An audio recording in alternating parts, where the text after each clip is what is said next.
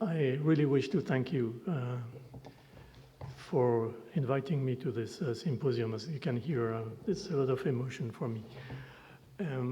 I might have to give you a little bit of an explanation for my somewhat cryptic title, François Jacob's Scientific Legacy, a Toolbox and Idea Box. I should insist on Idea Box to study infectious diseases.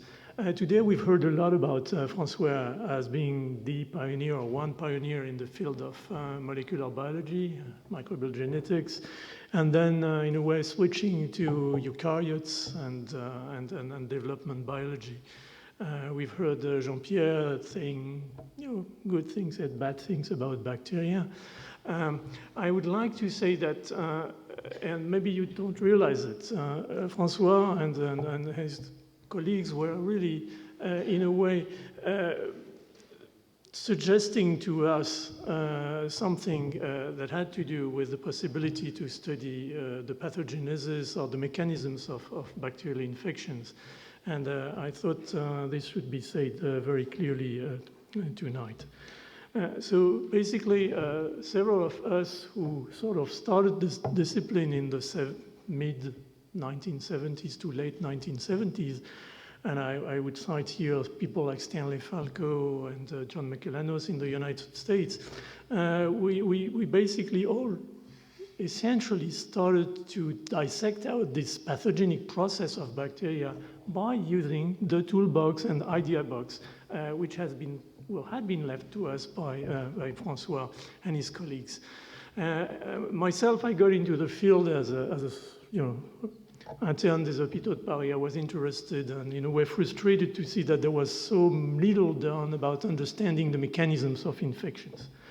And there was one mecca, of course, which was Institut Pasteur, if you wanted to learn at that time and still about the pathogenesis of infections and pathogenic microbes, but also getting some basic training in molecular genetics, which was obviously essential to do this.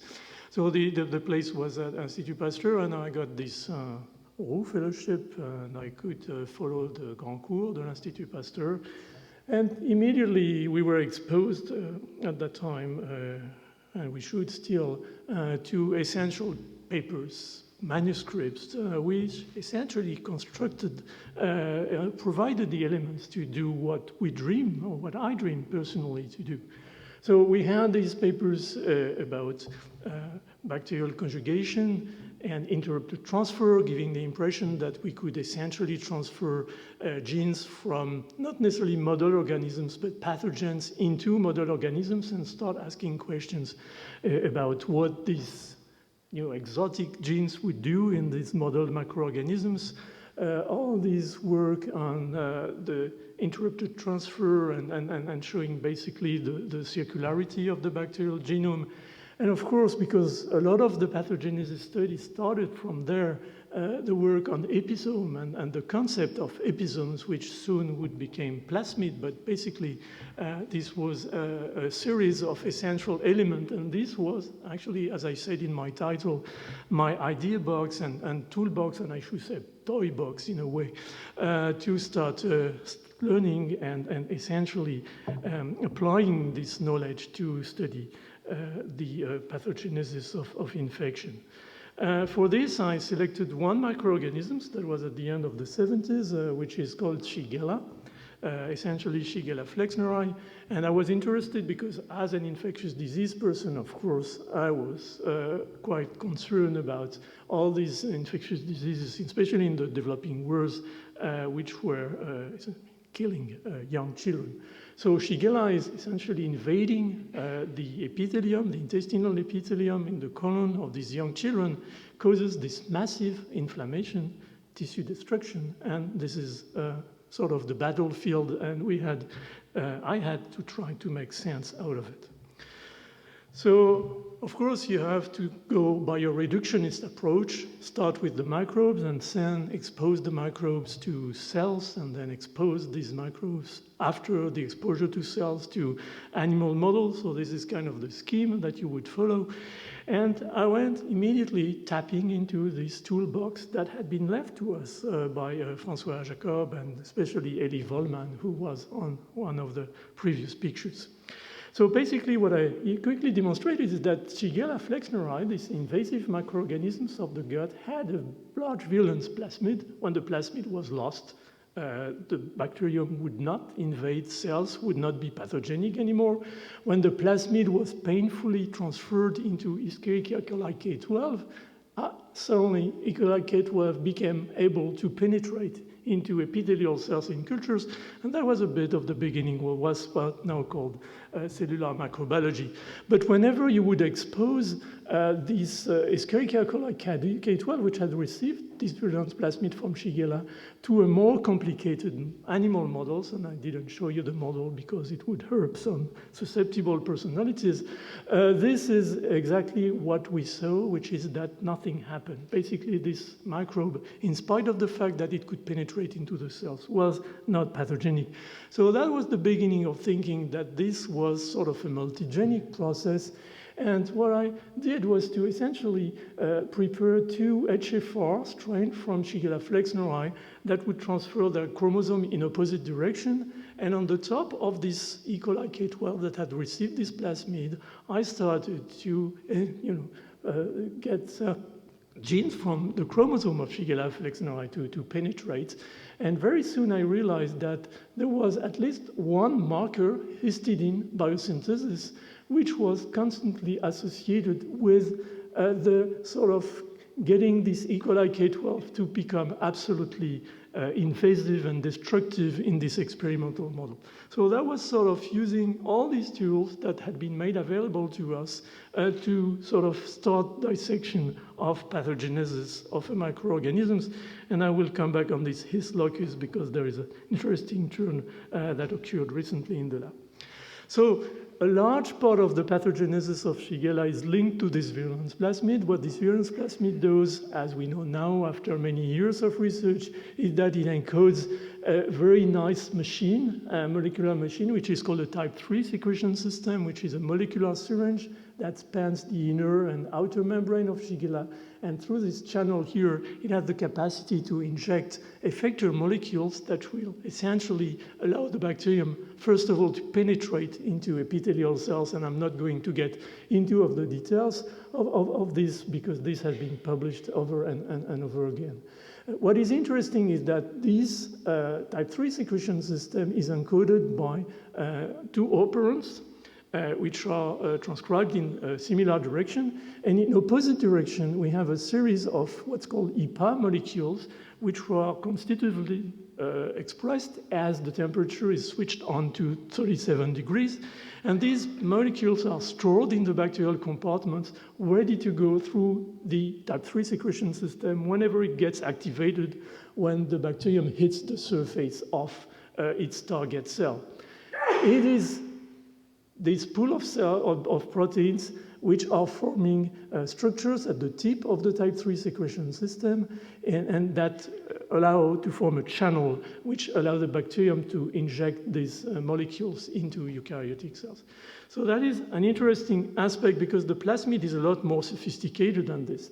There is actually a complex system that has been sorted out by Claude Parceau in the lab, which allows the bacterium to sense the opening, the activation of the type 3 secretion system, and through the release of one inhibition molecule, which is called B, through the type 3 secretion system, it releases a couple of molecules, MXI-E, and another one, ICSB, which will get together and form these transcription factors that activates the expression of other molecules, other genes, the OSP, the APAH genes, which will be secreted as a second wave.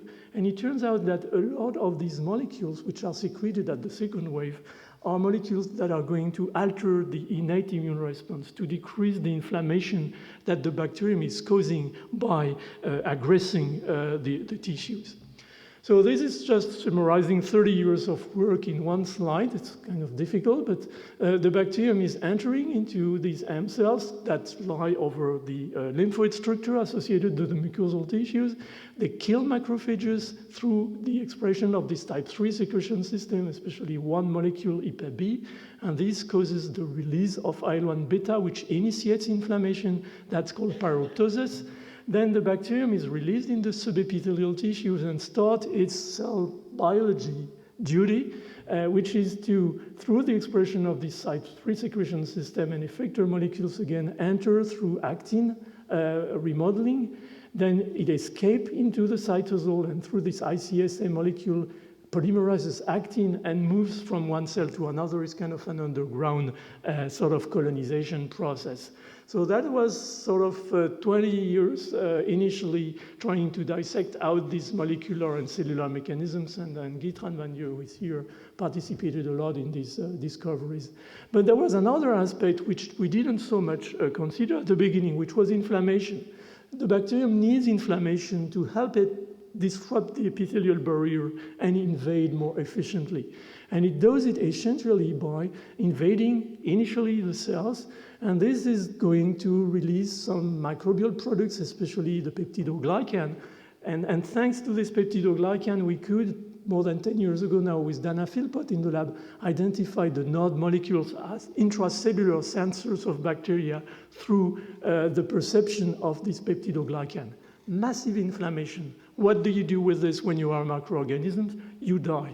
So what the bacterium has to do very quickly, and the timing of the events is still a question mark, is to essentially inject these effector molecules to dampen, to downregulate the expression of these pro-inflammatory cascade, and of course what is downstream of this pro-inflammatory cascade, which is expression of antimicrobial peptide, which kill bacteria by inserting in membranes, attraction of polymorphonuclear cells, which engulf bacteria and kill them, and so on and so forth. So this is a very complicated scheme that has been dissected out steps by steps by our group, and also in some aspects by some other groups. Altogether, this is the scheme.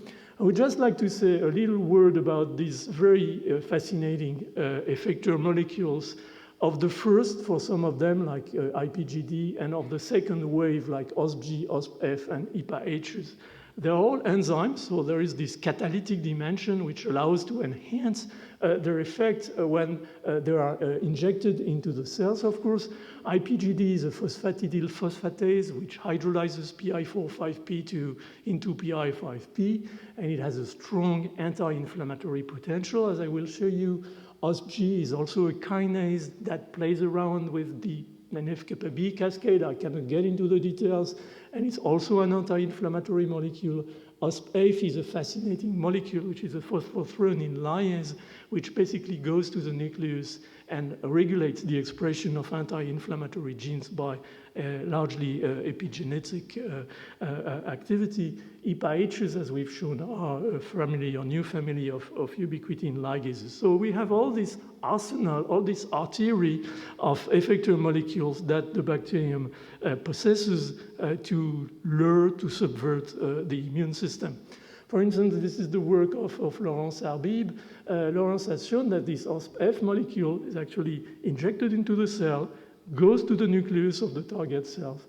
There it binds or docks, you would say, to HP1 gamma, and from there it expresses this activity of being a phosphothreonine lyase, which is that basically it dephosphorylates molecules, especially the MAP kinases like P38 or ERK1 and ERK2. And this complex of molecules is essential, of course, to promote gene transcription because they are very active on the polymerase, but they also, through a very complex pathway that has been recently deciphered, cause changes in phosphorylation of histone. And this contributes to increase the constraint of the chromatin and essentially close a lot of the pro-inflammatory genes on the cell chromosome. So these are extremely original, I would say, systems. And as you can see here, an effect of the injection of this molecule in the nucleus is actually to shut down the expression of interleukin-8, which is a major cytokine or chemokine that attracts polymorphonuclear cells to the epithelium. So it's kind of the bacterium being stealth and hiding itself from the polymorphonuclear cells. Any mutant in the OspF gene, actually they have a much stronger, much pathogenic phenotype on the experimental model that we are testing.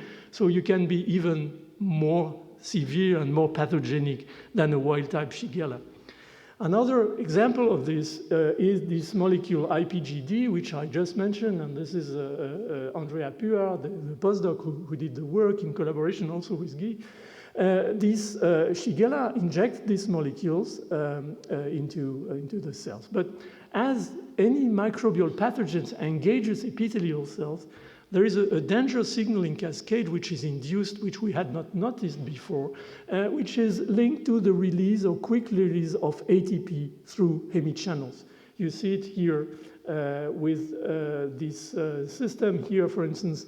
A wild-type microorganism doesn't induce a lot of release of this ATP molecule, but the IPGD mutant, which clearly shuts the system down, when we have a mutant, now we have a lot of ATP which is released. And ATP is a very potent pro-inflammatory molecule. Whenever it is released in the extracellular milieu, it activates some of its receptor and causes a sort of snowball effect, which induces more and more release of this ATP molecule. Though this is sending a strong signal of alert to the host that it is engaged by these microorganisms, thus this IPGD molecule, which leads to a depletion in the pool of phosphatidylinositol 4,5, as well as the production of PI5P, which, as we've shown in this paper, is actually inducing the closing of the hemichannels. Thus, ATP remains in the cells, and this is a shutting off of these pro-inflammatory signals. So this is the kind of trick that Shigella uses. And again, if you make a mutation in IPGD, this is the phenotype. There is no more intestinal mucosa. It's like the mutant is hypervirulent, as much as I said before for OspF, and that doesn't necessarily make too much sense because supposedly at the end of the day, a pathogen should enhance its fitness, but it may not wish, if I may say, to be more virulent because it might kill its host and might be killed itself because it's too much seen by the immune system, and this might be a sort of end or dead end in the host. So there are lots of discussions and reflections now that sort of rotate around the idea of pathogenesis versus fitness, and this is something that I will address now in the second part of my presentation.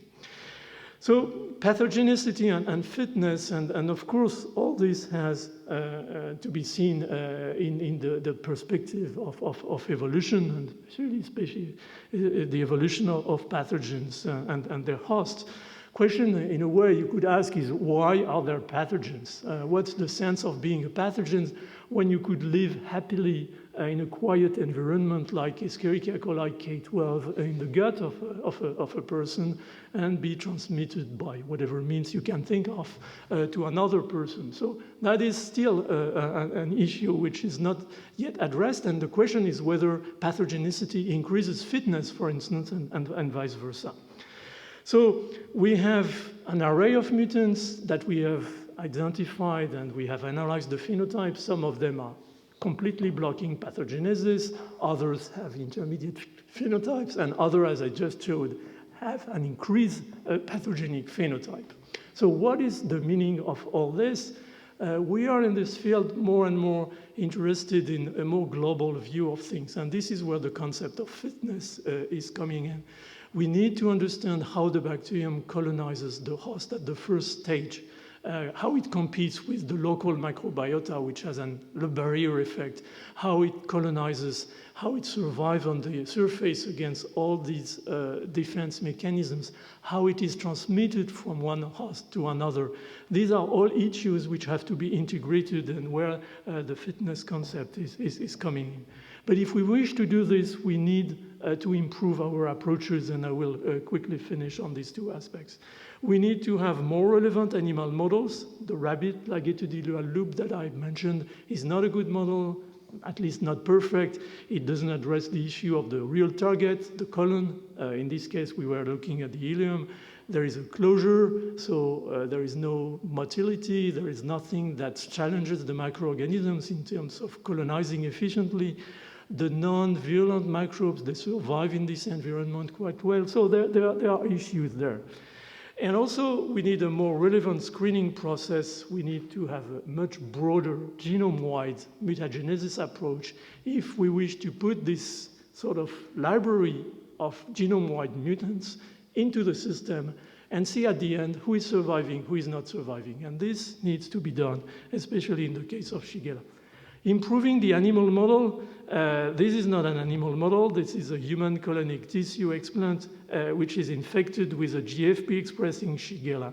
So this is the surface of the colon, this is the entry of the intestinal crypt, and what you will see on this short movie, which is based on 2-photon microscopic analysis, is that the bacteria are essentially getting into the crypt at the periphery, at the orifice, and then they go inside, and they grow inside. And this is the actual target of Shigella in the colon. So that was important because we had to define an animal model which would essentially reproduce this particular tropism of Shigella on the crypt. And this is an important issue because this is opening a new dimension to the topic, because the crypt is the site of epithelial regeneration. This is where the stem cells are located.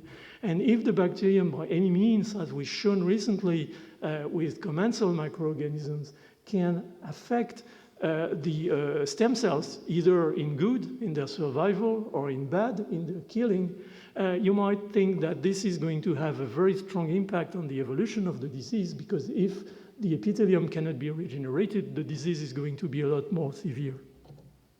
So we ended up, and I make a long story short here, finding that the guinea pig actually has this capacity to reproduce the essential characteristics of entering into the crypts and inducing this strict inflammation in the colon after 8 hours of interaction.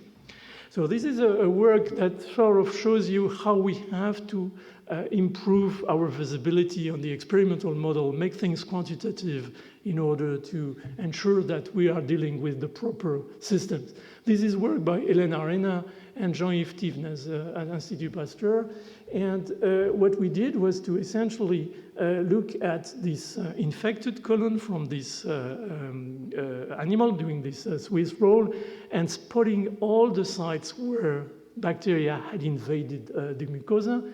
And then from there, going through these tiling facilities and the acquisition of all these different foci, we started to educate the machine so that it gives us the coordinates of the microorganisms as they penetrate, or as they remain outside or penetrate into the tissues.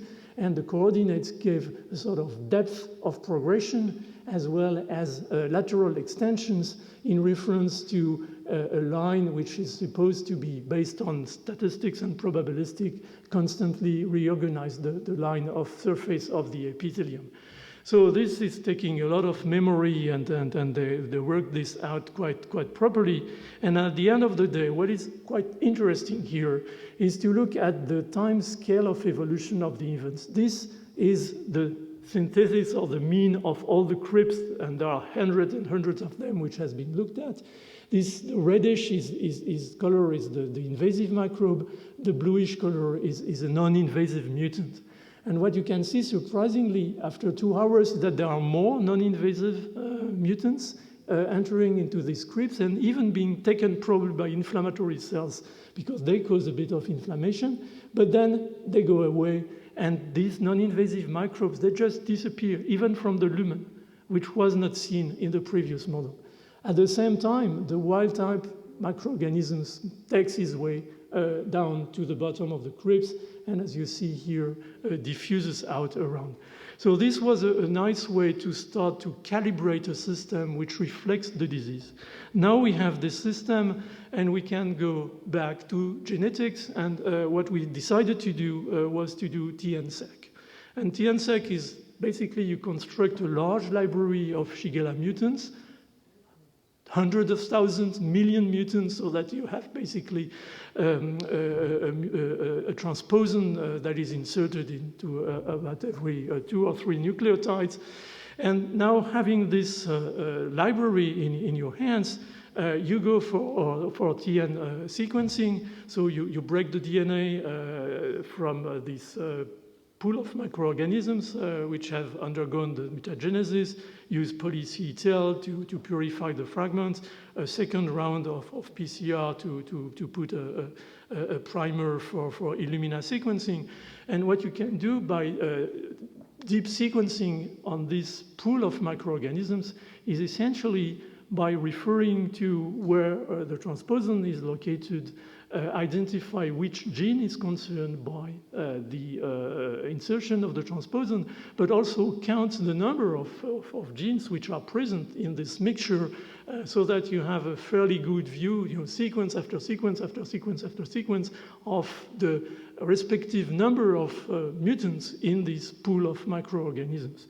So what you do, and this is what 2 postdocs in the lab, Benoit Martin, who is now actually Cherche in CERN, and Mark Anderson, an American postdoc, is to generate this huge library of TN10 transposon mutants in Shigella flexneri.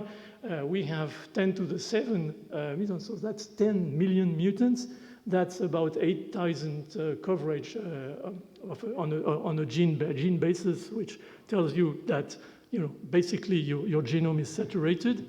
You basically take only, of course, the ones that have not altered functionally the bacterium, the ones that would not grow very well in vitro. You don't want to deal with this. These are essential genes. So we just want the ones that do not affect the growth of the bacteria.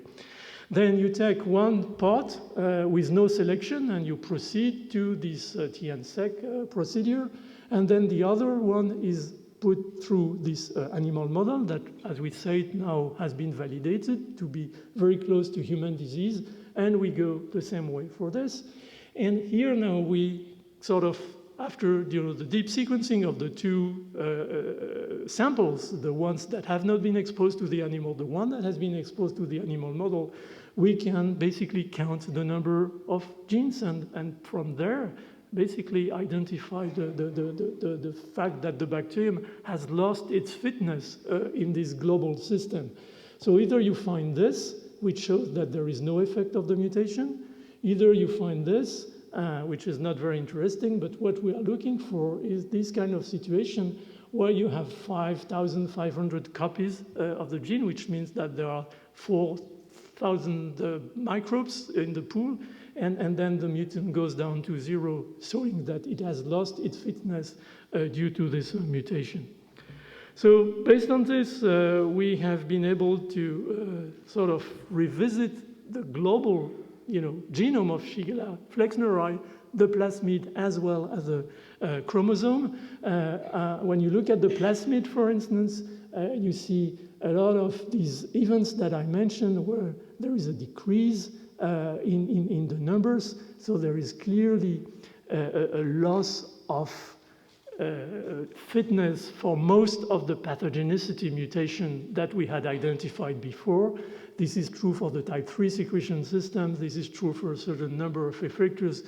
It's just an emotion that is just in front of your eyes. So if I pick up some of these mutants which I mentioned before, for instance, the IPA-B, IPA-C, IPA-D, which are major effectors that allow the bacteria to enter into the epithelial cells, you see that the decrease of fitness is very high. It's almost 1,500 to 1,000 for these strains. One molecule, IPA-A, which is a bit downstream, so there is no polar effect here that has to be feared, has a very limited effect. And the one that causes cell-to-cell spread, on the other hand, very disappointingly, has very little effect in terms of loss of fitness. So we are going from surprises to surprises. And the last slide is sort of showing our last surprise. I'm going back to this His locus that I mentioned in my a la Volman and Jacobs experiments.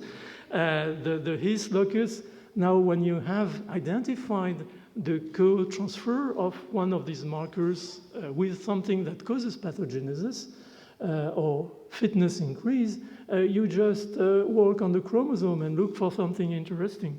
And we immediately found what was interesting is this RFC gene. This RFC gene is a gene that encodes the linking of lipopolysaccharide O-side chains to the core of the lipopolysaccharide. And the absence of these O-side chains is making the microbe extremely susceptible to antimicrobial peptides or to complement if it became systemic. So what this screen picked is actually this gene, which is called RFC, or now in the new nomenclature, YZY. I will never be able to adapt to this. And this is essentially a gene encoding this O antigen polymerase, which allows the constriction of the LPS O side chains.